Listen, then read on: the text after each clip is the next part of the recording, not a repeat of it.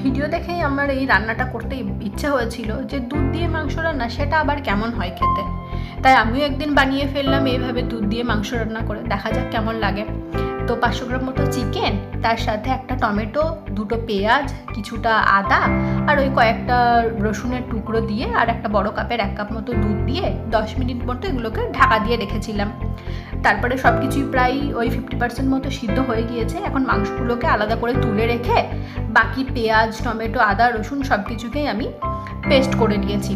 তারপর কড়াইতে সাদা তেল দিয়ে 2টো তেজপাতা, একটু গোটা গরম মশলা আর একটা পেঁয়াজ টুকরো করে কেটে নিয়ে একটু হালকা লাল লাল করে ফ্রাই করে নিয়েছি। তারপর এখানে সেই পেস্ট করে রাখা মশলাটা দিয়ে দিলাম, একটু নাড়াচাড়া করে নিয়ে এখানে 1 চামচ লবণ, হলুদ, লঙ্কা গুঁড়ো, জিরে গুঁড়ো আর ধনে গুঁড়ো দিয়ে মশলাটাকে আবার একটু কষিয়ে নিচ্ছি।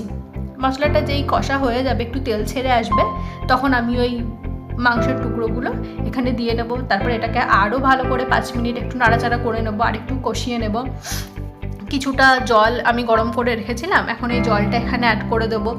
আর ফ্লেভারের জন্য এখানে ওই 4টে মতো কাঁচা লঙ্কা দিয়েছি।